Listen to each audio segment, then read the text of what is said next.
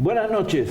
Como todas las semanas tenemos un invitado especial, por supuesto, la de hoy no es la excepción, y bueno, invité a una persona que tiene múltiples títulos, le decía fuera de cámara que si leo todo nos acabamos los minutos, pero bueno, es presidente de Concanaco Servitur a nivel nacional, es académico, académico numerario, y tiene infinidad de títulos que le conozco, lo he entrevistado hace algunos años, es un hombre que gana en conocimientos, un hombre respetado, y un hombre que perteneció a esta zona, aunque ahora ya no vive acá, pero sigue perteneciendo a esta zona, y lo apreciamos mucho, y yo personalmente le agradezco mucho al doctor Octavio de la Torre de Stefano que esté con nosotros esta noche. Octavio, gracias por estar con nosotros. Muchas gracias, José, por invitarme, y saludo a todos los que nos siguen a través de este canal, que yo también te veo y te escucho constantemente. Buenas entrevistas siempre. Muchísimas gracias. Bueno, hablábamos de un poco de economía, un poco de cómo se basa la economía de un país, y me diste una cátedra cortita que me gustaría que hablemos un poco de cómo es la base de la economía, cuál es la columna vertebral de la economía de un país, para después quizás hacerte una pregunta, si nos queda tiempo, de cómo ves tú la economía. Fíjate que como presidente de la Confederación de Cámaras Nacionales de Comercio, Servicio y Turismo, que tenemos, yo me toca representar a nivel federal 257 cámaras en 1,857 municipios de todo el país, y son 4.8 millones de representados. Es el 66% del PIB el que representa esta organización, que es la más antigua de México empresarial. Pues muchas veces tenemos que acercarnos con los economistas. No soy economista, soy abogado y me gusta el tema aduanero, y quien me conozca los tratados es lo mío. Por supuesto. Claro. Entonces, pues me ha gustado escucharlos, y me he dado cuenta de que pues la mitad del tiempo te dicen qué va a pasar, y la otra mitad del tiempo te dicen por qué no sucedió. Ante eso, pues quería entender cómo se integraba el presupuesto, ¿no? Y el presupuesto se integra por 3 condiciones fundamentales.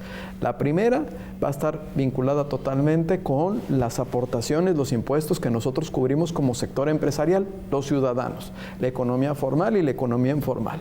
¿Cuánto es lo que aportan? Esa es una participación que se tiene de integración en el presupuesto. Otra parte se integra por las utilidades o los ingresos de las empresas paraestatales, de las empresas que administra el gobierno. Ahí hay otra parte. Y la otra parte, que en mayor proporción es la mayoría, se integra por la deuda pública.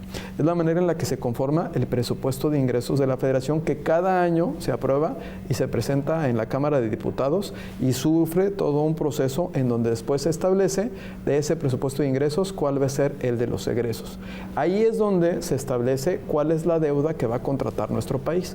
Pero son estas 3 condiciones, no hay otra. Sí. No hay otra. Me explicaron muchas teorías, pero son las 3 que existen. Es lo que aportamos nosotros como ciudadanos, como empresarios, es lo que generan las empresas del gobierno, y es la deuda que se contrata. Clarísimo, y sin tanto tecnicismo, porque le tengo miedo a los economistas, los respeto muchísimo, les tengo miedo porque a veces está muy plagado de tecnicismo, que después la gente dice, ¿qué dijo? ¿O qué quiso decir? Y esto está mucho más claro, como lo acabas de explicar. Y yo te decía, también insistía un poco en la cuestión de economía, aunque subrayaste que no eres economista, pero es un hombre conocedor de la economía, que también tiene mucho interés para mi público, que tiene que ser una explicación bien digerible y con conocimiento, como es tu caso. Y la pregunta, en términos generales, ¿cómo ves la economía?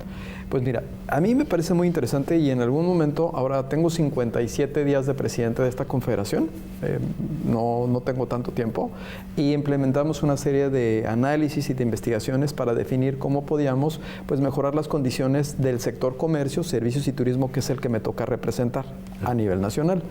Participamos en el IMSS, en el Infonavit como consejeros. Bueno, en esto, pues lo primero que tratamos de identificar es cómo estaba el empleo en México, que es el que llega a nuestras familias.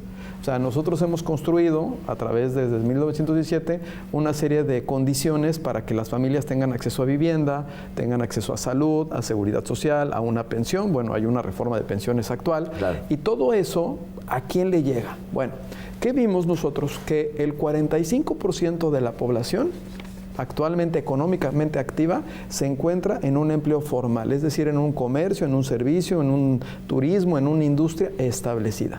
Ese 45% de la población que usted me está escuchando ahí, a lo mejor es usted el que recibe su recibo, usted tiene derecho a tener acceso a crédito, a salud, a seguridad social, a una pensión para el futuro. Hay un fondo nuevo que se está formando por el presidente para que la pensión aumente. Usted tiene derecho a eso. Tú y yo lo tenemos. Claro, okay. por supuesto. Pero el 55% de las personas de la economía actual se encuentran en la informalidad.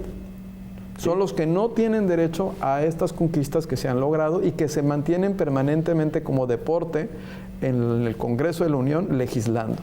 Es decir, pues no tiene derecho a unas vacaciones dignas, no tiene derecho a un reparto de utilidades, a una pensión, a un crédito, a una vivienda, porque está en la informalidad. Incluso en ese segmento de la informalidad hay 10 millones de personas que están en esa economía que ni siquiera ganan el salario mínimo. A mí me tocó participar en el año pasado en CONASAMI, que es donde se determina el incremento del salario, y lo votamos. Perdón, 10 millones 10 serían casi el millones. 8% de la población. 10 ¿no? millones. Claro. Son 10 millones de acuerdo con los datos que establece el propio INEGI.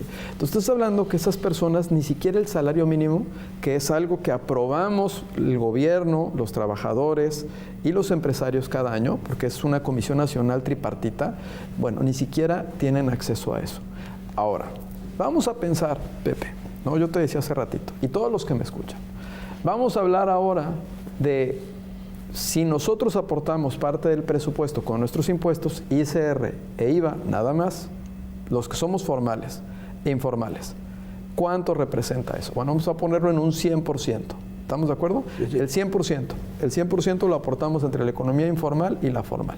Bueno, de ese total, el 25% de lo que se genera es por la informalidad en economía, no en empleo, en economía. Ok. Ese 25%, vamos a utópicamente pensar que se incorporara a la formalidad y que cubriera su ISR, sus IVA, sus aprovechamientos, sus contribuciones, esa economía, sería suficiente para reducir el endeudamiento de nuestro país cada año hasta en un 90%. Wow. ¿Te acuerdas que les expliqué que la economía y el presupuesto se integra de tres segmentos?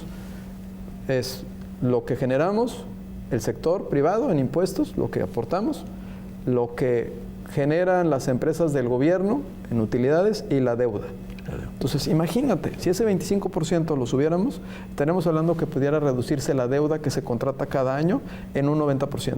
¿Qué país tendríamos si esa deuda, en vez de utilizarse, o sea, si lográramos subir esos puntos de informalidad, qué país tendrías con un flujo de ese 90% de endeudamiento, ¿no?, que pudieras llegar a financiar otros proyectos? Extraordinario. El tiempo nos copió, increíble, pero nos dejaste una cápsula interesantísima y por supuesto las puertas abiertas. Aquí o donde estés, te vamos a seguir para entrevistarte nuevamente. Muchas gracias, Pepe, y pues hay que aprovechar estos espacios para invertir, por supuesto, en los tratados, en la infraestructura, en la energía, en la población y en el desarrollo de capital humano. Eso requiere nuestra frontera.